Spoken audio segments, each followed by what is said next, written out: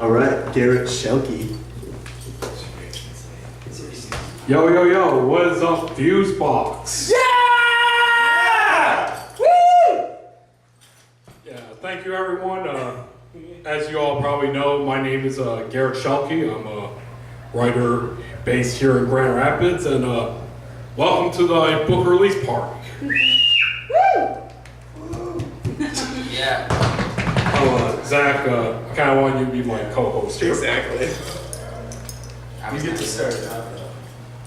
Yeah, well, I guess we should talk about the reason why y'all are here, why I paid $75 for this night. That's $750. Exactly. I like that price. That would be this little short story collection, Whup Jamboree. It was just recently released this past month through Elmblad Media Group, which is run by my homie / editor, Zach Elmblad. Give it up. Go team. Let's get him. It's my intern. I'm an intern. Actually, I got a pretty good idea for that since we're being all spontaneous here. You know how on late night shows, all the late night hosts have like their sidekick that just kind of stands there, gives like snarky remarks. Yeah. You know, Dave Letterman, Conan O'Brien, Jimmy Kimmel, I think. Yeah, I guess you can kind of be that role right now. That's just what he is. That's just how I live my life. That's what he decided. He's inserted into that baby. I inserted, but yeah. Uh, I did the inserting. well, just for me tonight, be that role. Yeah. My favorite is the guy on Corbin.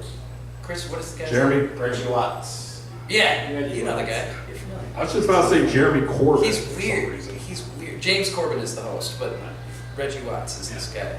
Oh my God, he's a nut. He did a TED Talk. It's fucking hysterical. And my thing is, that's a mainstream show. And he's a nut. It's avant-garde. Straight in the middle of CBS nighttime late show. He is a fucking weirdo. But anyway. All right, let's get back on topic then. Okay, Whup Jamboree just came out this month, and I've already told a few people, and I think I did one interview talking about how this came to be.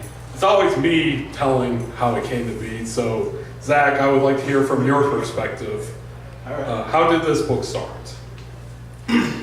All right. Well, as I recall, because my memory gets hazy, I had just returned from a trip to Peru, and I was having conversations with Casey about filming his band in Albany. And I was holding office hours at Fourth Coast in Kalamazoo before I had an office, and I got an Facebook message from Garret asking if I was interested in reading one of his manuscripts to publish, because I have always expressed interest in publishing other people, and I have 5 books of my own, and it's always been a dream of mine to start sharing that knowledge with other people and encouraging other authors to represent themselves through my assistance, and basically to lend a hand to anybody trying to get their work out that I believe in. And so I said, hell yeah, go ahead, send me that thing, I'm gonna read it. And I read it, and in fact I was actually really impressed with Garrett's work. It's got a particular biting edge that represents what I like ideologically and what I want to represent from my company. And I really enjoyed it, and I thought other people would as well, so I was happy to get behind it and assist him with some of the design work and the formatting and organizing the whole thing.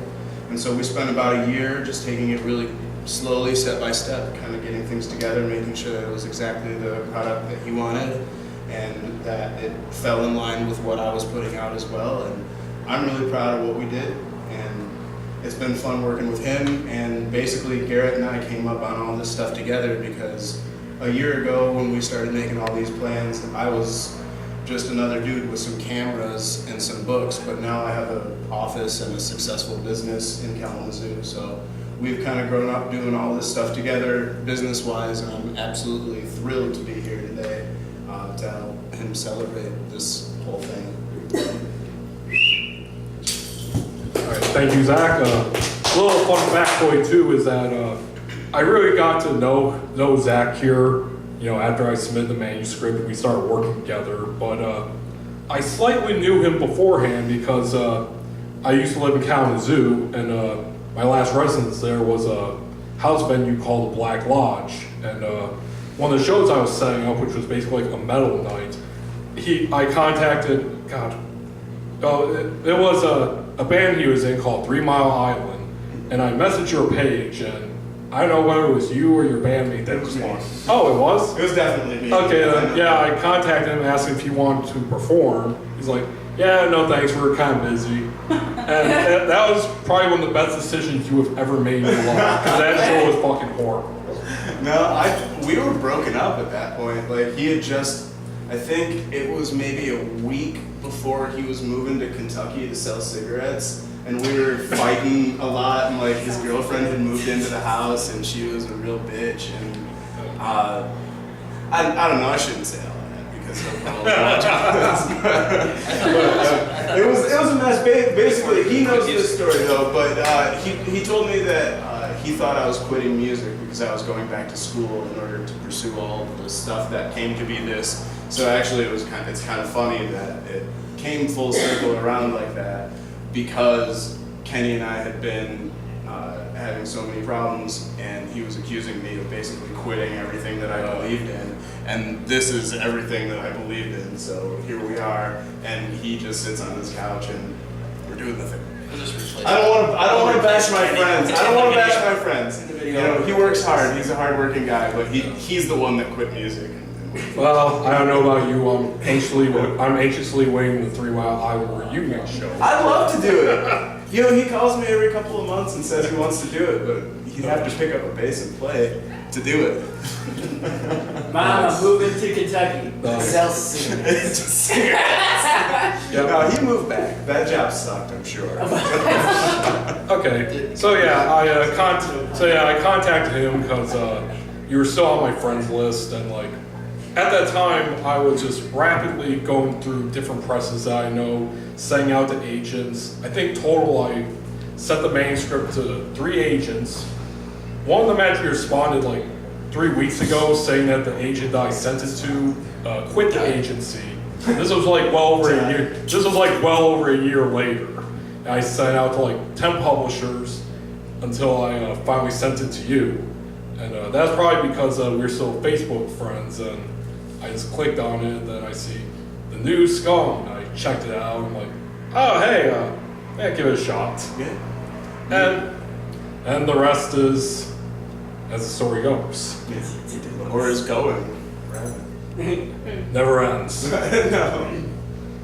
Well, before I read a story here, a little more background on the book here. Except for like 2 of these stories, Lichen and Whup Jamboree, which the title of this book is obviously from, most of these stories I wrote were written in 2014. I came down with appendicitis, and yeah, this is a great story. You're gonna love this. Yeah, I had appendicitis, and I was just out of commission for about 3 weeks, and I was back up at my folks' place up in Alpena, Michigan, northern Michigan. None of you know.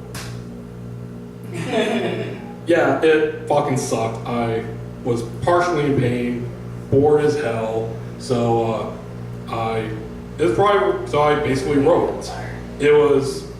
I'm generally a slow writer, which is one of my weaknesses, but this is probably like one of the most creative periods I ever had, because I must have cranked out in that time about 5 or 6 short stories, all of which appear in this book. And took a few more months to write a few more, and they eventually all got published, by the way. And eventually I put together a manuscript and started sending them out. And there you go, that's the secret origin of Whup Jamboree, as exciting as it was. I guess I'll just get to reading a story here. The first one I shall read actually stars this fella on the left. His name is Floyd Spicer.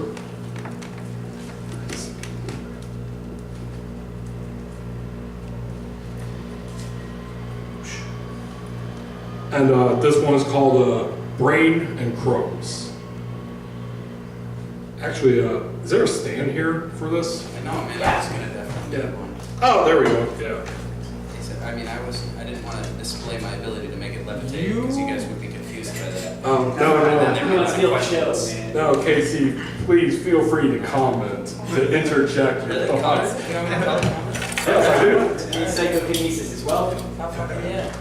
Dude, right now I'll All take right, now anything you I can't can blame. Yeah, you can't. You did this to yourself. Now just know that.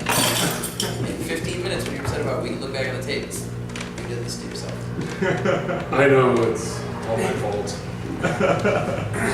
All right, folks, Floyd Spicer's story, this was published in Revolution John. It's called Brain and Crows. I forgot to get the beer. I looked around for a store and saw Madison's community bar behind me. I ran in and got some Oberon. Back at the same spot I was before, I gave Mick a call.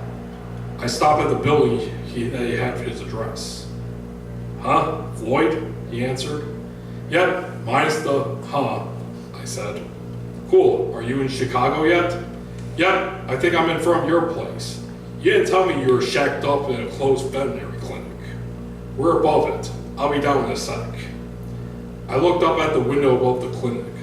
I looked down the street and thought about how cozy this neighborhood looked. Mick opened the door. I held the Oberon out with both hands, bowed my head, and presented it to him. Almighty Mick, thank you for your patronage, I said. Please, accept this K-Zoo elixir. Why didn't you get Pabst? He asked, taking it. Forgot the beer until I got at your doorstep. We headed up the stairs. This doesn't satisfy you. I promise I'll buy you the biggest pack of PBR I could find sometime this week. How's that sound? Mick spun around and looked at me. A week?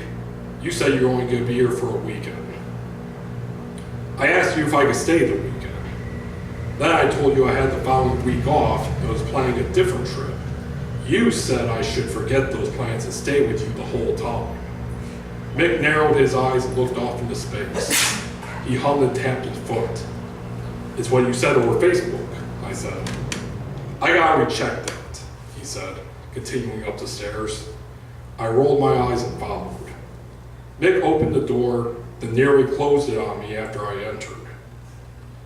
I stopped in front of my foot and stepped in. Mick was putting the Oberon in the side of the fridge. A guy sat on the couch browsing a YouTube playlist.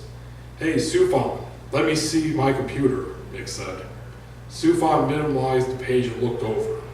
He noticed me, smiled, and stood up. Hi, I take it you're Floyd, he said, extending his hand. That's me. We shook hands. Mick plopped down on the couch and opened his Facebook. He was just gushing about you all week. Even got me pretty excited. I looked over at Mick, who was looking over our conversation. I knew you were tight, Mick, I knew we were tight, Mick, but this reverence on your part surprises me. Mick said. So, is this your first time in Chicago? Sufan asked as we walked across the living room. I followed, taking my backpack off. No, but this is my first time in Bridgeport. Sufan went to his room and scanned his bookshelf. I gazed out through the same window I looked up from at the street. Bridgeport is really beautiful in the fall. I know, right? Sufan took 2 computer textbooks from his shelf. I lived in this area for nearly 4 years. How's the rent? It's affordable, cheapest I could find is close to downtown. For now, anyway, Nick said. He put down the computer and picked up a bowl and examined it. It's slowly getting gentrified. Give it a few more years. So, you cool with me being here? I asked. Mick put down the bowl and picked up the other one that was underneath the table. Yeah, we'll see, he said, examining it. I shrugged. Sufan went into his room. The bike repair station that Mick told me about was right next to me. 3 bikes were leaned up against the wall. Which one of these is going to be my ride? I asked. Mick began scraping the bowl. The black were loud. I stood up. Speed? 10. I'm selling it for 100. You want it? No thanks, I'm cool with the bike I had back in Kalamazoo. Okay, you could wear this for sale sign during the ride. Which one's yours? The silver Schwinn. I've customized everything on it these past 2 months. You should see how I transform it in the winter. Nice. I put the bike back in place and joined Nick on the couch. He packed the bowl, looked over it, nodded his head. Sufan, he yelled. Recession bowl. You want the first hit of this? Recession. Yeah, it's a term. It's a pretty funny term. It's a bowl that I guess you just scrape off the resin when you can't afford actual weed. Been there. Resin bowl, dude. Resin bowl. Sorry, recession bowl. Recession bowl. Continue. Yep. Sufan. Yep. No, it's cool, man. Hey, you told me to do it. And I've not regretted a second of it, and I never will regret a good serve. Oh my God, what a guy. Sufan came out and Mick handed him the bowl. He took 2 hits, handed it to me, then went back to his room. I passed it over to Mick. No, be my guest, he said. I lit up and inhaled. I kept it in for a few seconds and exhaled. I immediately began coughing. I handed Mick the bowl and headed to the sink. Still a beginner, Mick said, shaking his head, then taking a hit. It's because I don't smoke cigarettes, I said, drinking deeply from the faucet. I calmed down, filled up a glass, and rejoined him. He handed me the bowl and I took another hit. We got 2 hours until Mass. Mick picked up the remote and turned on Netflix. There's a series I think will be of much interest to you. I tipped my head back and blew the smoke towards the ceiling. I let out a little cough. Mick and I stood in front of a map that showed the bike lanes. He schooled me on the ways of Chicagoan bicyclists while we drank Oberon. The easiest way to adopt is to become an advert of bikerism, he said. I finished my beer. You got religion for this shit. No, philosophy. I created it. Oh boy. First tenet, you go fast. Second, you don't stop for anything. What about red lights and stop signs? Blow through them, they don't matter. Cars, they'll stop for you. I snorted. That's faith, not philosophy. This is Chicago. They're used to this type of behavior. Sufan came into the kitchen and opened the fridge. He took out an Oberon and used his shirt to open it. Sufan, are you a follower of bikerism? I asked. He swished the beer around and swallowed it. Totally. Mick showed me the light. It's slowly growing, Mick said. Way to go, Elron, I said, raising my empty bottle. I looked at the clock. We got 45 some minutes until critical mass starts. Mick nodded. It won't take us long to get to Daily Plaza. We walked over to the bikes. It never starts on time anyway. He taped the for sale sign on the side of my bike. You got another one? I asked. Second shelf. I wrote down the info and handed it to him. Taped it to my back. Mick did so with 4 pieces of duct tape. He picked up the marker and wrote something on it. What did you add? A downward arrow. You want to sell the bike, not you. But I'm such a good deal. Mick led his bike to the door. That's what you believe. I'd have bought it. I'd have paid for it. Oh, really? I'd have paid for it. Yeah, but what if I jacked up the price? Well, we'll see what the cost-benefit chart looks like afterward. What kind of inflation percentage are you talking? Okay. You will have to take it out for a test ride, though. All right. That's a Okay. free. That's a free one. That's a freebie. Not in my eyes, it isn't.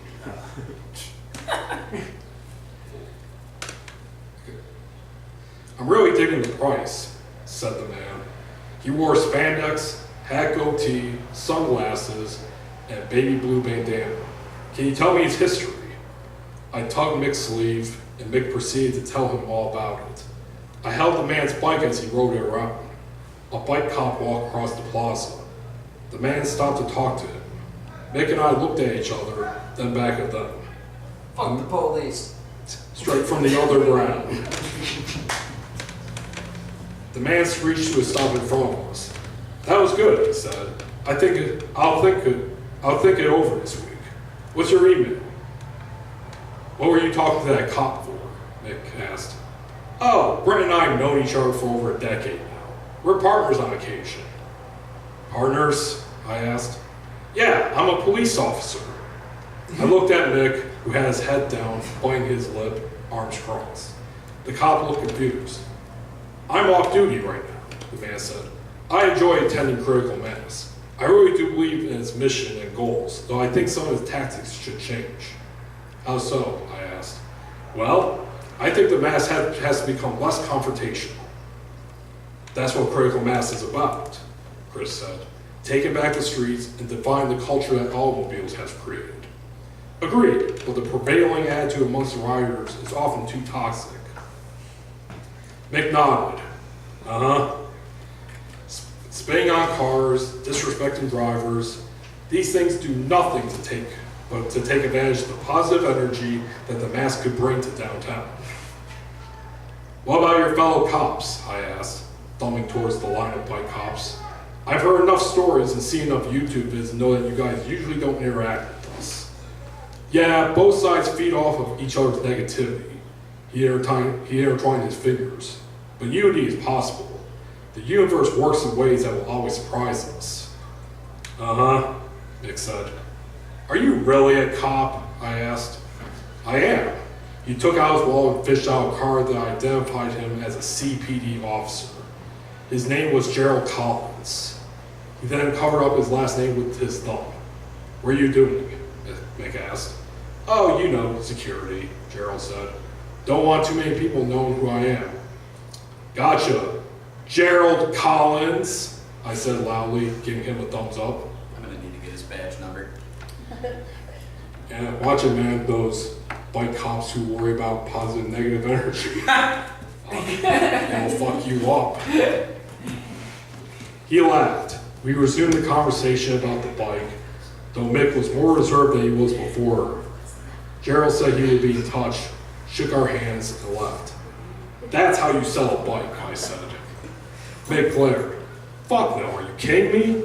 The pigs get enough bikes and cars and monies from us. I'd rather sell to someone I don't despise. I watched Gerald ride past the police line. Oh shit, they're coming for me. You're good if I'm here, bud. I really don't think I am. I watched Gerald ride past the police line. He waved at them, they all smiled and waved back. Mick received a tap on his shoulder. It was a girl with a frizzy ponytail. Hi, can I take your bike for a test run? She said. Absolutely, Mick said, handing her the bike. Looking for a change? I've had my bike forever, she said, hopping on. I think I've worn it out. She went off around the plaza. Mick looked over the bike and felt the tires. Shit paint, dents. Mick looked closer. Rusted everywhere. The girl stopped to talk to another girl who joined her as they rode back over. Both of your tires are really low on air, Mick said. You should get them filled up at the station over there. Mark pointed towards a guy who had a wagon tied to his bike that was filled with tools. Thanks much, she said, swapping the bikes with Mick. I want to talk more about the bike when I get back. We'll be here. The girl left, but her friend stayed behind with us. She was looking us over. Do you want to take the bike for a spin? I asked. She snapped her fingers. Now I know it's you, she said. Floyd Spicer, I recognize your accent. I have a deep voice, not really an accent, I said. I went through my memory and realized who I was talking to. Anita, crap, I forgot your last name. Hubert, not crap, Anita said. I was close. She tried to slap me. I blocked it, laughed, and we embraced. I'm confused now, Mick said. I turned around, my arm around her waist. Anita put her arm around my waist and pulled me into her. Mick, me Anita. Anita, this is Mick, a friend originally from Kalamazoo. How long you lived here? Anita asked. A year in Bridgeport. Where do you live? Emily and I are from Forest Park. We know each other from Key Club, I said. We met at the International Convention in Indianapolis. Mick stared vacantly. Uh-huh. We also hung out in St. Louis and Atlanta conventions, Anita said. Mick nodded and said, uh-huh, again. Emily rolled up. So, is this Floyd guy you were talking about? She asked Nita. There's no other Floyd guy around here but me, I said. Anita and I caught up with each other while Mick and Emily discussed his bike. Anita worked in the photography department at Walgreens and had her own house. She was previously taking classes in early childhood education at Concordia University. I told her that I graduated from Western Michigan University last winter. I used my fingers to count. 2 years. If you count the year at Alpena Community College and the year at Northwestern Michigan College in Traverse, then 4. That's quite an educational journey. God, I know, I shook my head. I still have nightmares about failing math classes at least once a month. Whistle and horn started going off.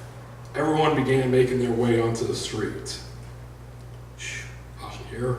She's trying to test ride the bike, if you know what I'm saying. Oh yeah, that's totally what I got from the story. No, spoiler alert. Too long, didn't read.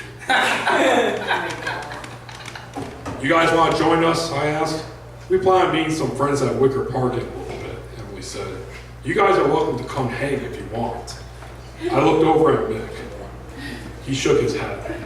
Sorry, but I guess we have other plans, I said. Give me your phone number, Nia said. I told her and she sent me a text that said, I got you, babe. Eggplant emoji, question mark. Mick and Emily shook hands, and Nia and I hugged. She pecked me on the cheek, and I did the same to her. Call or text me later, she said. I'll be here the entire week. We'll get a drink or something. They went off. I grinned at Mick and gave him the V sign. He rolled his eyes, hopped on his bike, and sped off. Fucking hater, I mumbled, getting on my bike and following. The man in the Trailblazer honked his horn repeatedly. The bicyclist in front of him flipped him off and spat on his windshield. We didn't do anything, but the bicyclist behind us continued spinning on his car. The bicycle cops formed a line up front. They were attempting to get us to turn left. Everyone started chanting, "Let us through! Let us through!" A few riders broke away to talk to the cops. Others got up front and began encouraging us to continue forward. Mick joined them, his fist raised. Sufan pulled up suddenly, making me jump. What did I miss so far? A lot, but you're just in time for this mess, I said, pointing at Mick. The cops stood still. We went towards them. Behind them, I spotted another group marching down the street towards us. Who's that? I asked. That would be Occupy Chicago, Sufan said, here to save the day. The cops looked back at Occupy, then talked amongst themselves. One of them pointed to the sidewalk. They moved out of the way, and we continued on our route. Occupy went to the side and cheered us on. We slapped hands and bumped fists with them as we passed. Mick caught up, smiling, breathing heavily. Bikerism in action, he said. We gotta hang out with Occupy sometime this week, I said. I'll try to go to their occupation as much as possible, Mick said. I think they march every day. The cops were now on each side of us. They were trying to herd us into the right lanes. Let's go, Mick yelled, swerving into the left lane. We followed, and the cops started yelling at us. The mass started to chant, "Cork!" We sped up and joined some other bicyclists in blocking traffic. Get out of the intersection, one of the cops said to the microphone. By the time they chased us away, the mass was too big to stop from going through. Cars honked, and the bikes went back to trying to push us to one side. A cop pulled up beside us. You need to get into the right lane. Officer, I have every right to be riding on these streets, Mick said. I'm not going to argue with you, any of you today. The cop got closer to Mick and pointed. That side, now. Not going to happen, sir. Am I being detained? No, you are going to be executed on the spot. That's probably true. Hey, Chicago cost me, and they're fucking heavy. The cop tried to grab Mick by the shoulder. Mick dodged and stopped his bike. We stopped beside him. Someone behind us yelled, "That pig tried to grab him," and a small group formed behind us. "You have no right to touch me," Vic yelled. "You threatened me first," the cop said. "Bullshit," I said. His fellow officers came to surround him. "That's the kind of little bitch you are, huh?" the officer said. Another cop put his arm out in front of him. "You gotta have your friends protect you?" "Sir, he tried to attack me while I was riding," Mick said to the cop that had his arm out. "I want to file a complaint." The officer shook his head. The cop tried to grab Mick, attempted to lunge forward. Another cop came to help hold him back. "Are you being serious right now?" Mick asked. The cop nodded. "Fine, I want both of your badge numbers." The cop covered his badge with his hand. "Hey, little bitch," the cop who tried to grab Mick said, still being restrained. "Me and my boys are gonna have a hot dog party with your mom down in her basement later tonight." "And now he just said he's gonna rape my mom," Mick said. "You gonna do anything about that?" "Just move on, man," the officer said. Sufan tapped Mick's shoulders and nodded his head towards the master's direction. Mick bit his lip, got on his bike, and we left. Yep, I would have been executed that day. Yeah, your head would be put on a pike for everyone to see downtown. I would have punched a cop and then died. Go to the basement to get a bike? Well, if you had to go out any other way. Right, dude, that's a good one. Jesus. Okay. Mick bitched about the encounter. A few people asked him if he was alright. He asked us if we had recorded the confrontation. We said we didn't. He proceeded to bitch us out about it. A cop passed by and got in front of me. He slowed down, making me nearly have to stop in order to not hit him, until he was right next to Mick.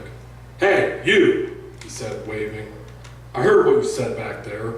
Things could have gone a lot smoother." Mick glared at him, snorted, and sped away. We followed, zigzagging around the other bicyclists until a wall of people made us slow down. The cop caught up. "None of that would have happened if you didn't open your fucking mouth," he said.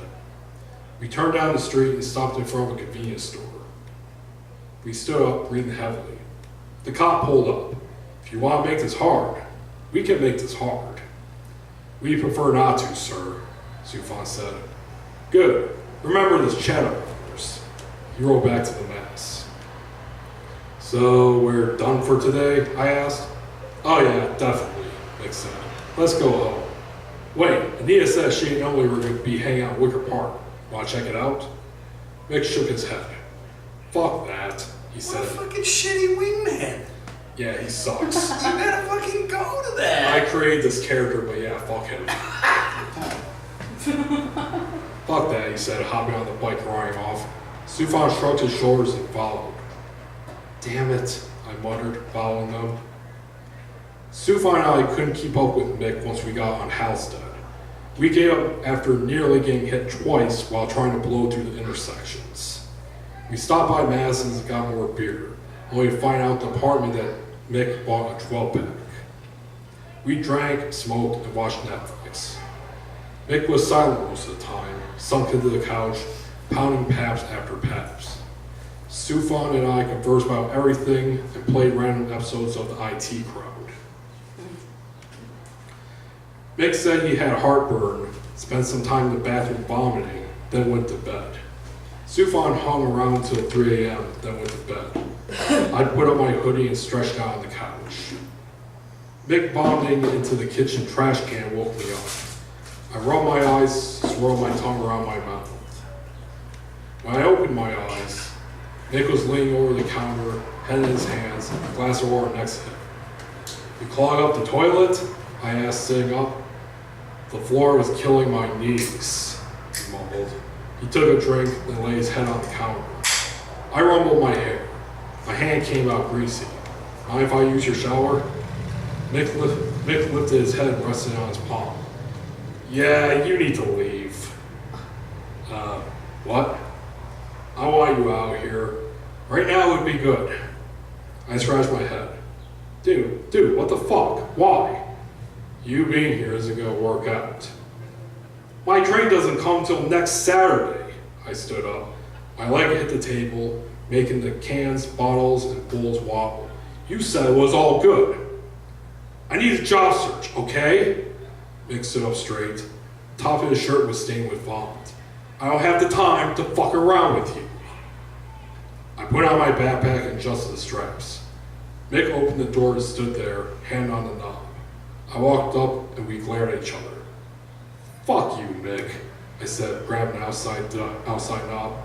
For real, fuck you. I yanked on the knob as I walked out.